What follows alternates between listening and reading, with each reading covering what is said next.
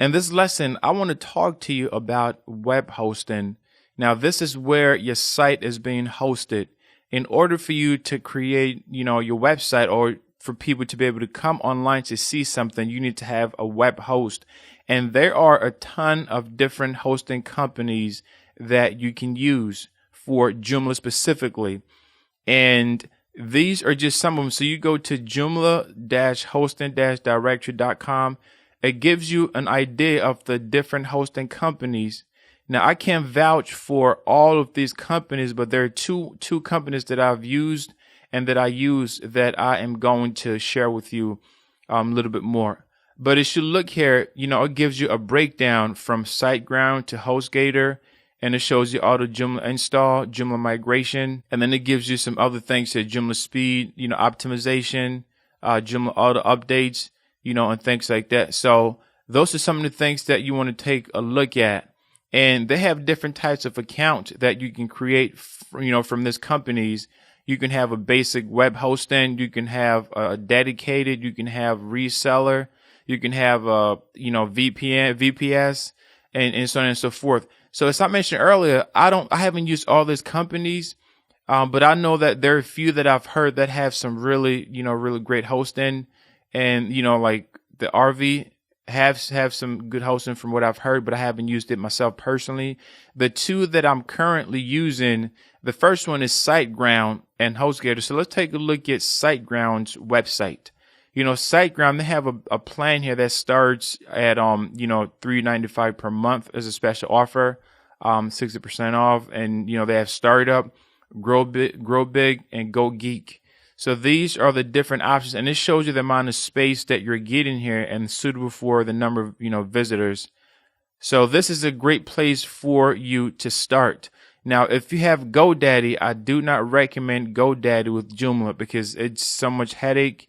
And I've had a lot of clients that switch from GoDaddy to something else because the issues that they were having specifically with Joomla. And I've tried it before and it just didn't work out. So for me personally, I would not recommend GoDaddy because it's, the problematics that I had with it. But anyway, SiteGround is a great option for you. It's probably my number one choice that I would recommend, SiteGround, because when you look here based on the reviews and based on what they have, Joomla speed optimization, this is something that is very important. A lot of times you go to certain websites where it's extremely slow. It takes, forever to load. That is because that server is not, optimizing it for speed. You have to do that. And if you don't know what you're doing, then you're going to, come into a lot of problems. But SiteGround, what they do is they help you with that. They also have an auto update. So every time that a new version of Joomla is released, you can choose to, update that automatically. So, which is really great because for security reasons, I always tell people make sure that you keep your site as current as possible, to avoid any type of hacking. Because the reason why they have, updates is because of certain security breaches that they notice or they realize and they want to make some changes with a new update.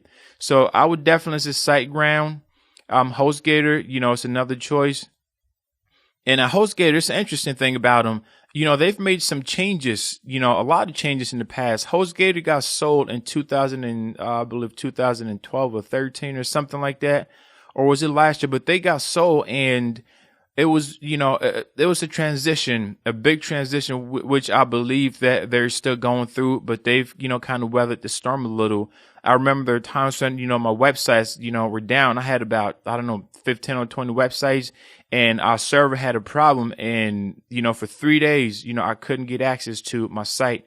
But this was a long time ago. This was over a year ago.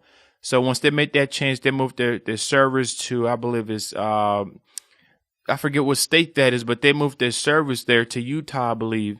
And, there's been so much that happened, but they seem to begin back on track. They've made a lot of improvements and they're doing the best that they can to get things, so that it's not frustrating for you. And the plans are very affordable, for you to, to take. So, for as little as $4.86 a month, you have unlimited space, bandwidth, a shared SSL certificate.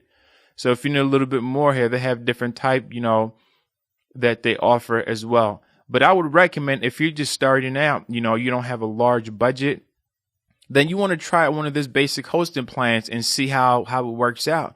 Then if you realize that you're running out of, space or whatever it is, based on the company you're going with, then you can make the necessary change.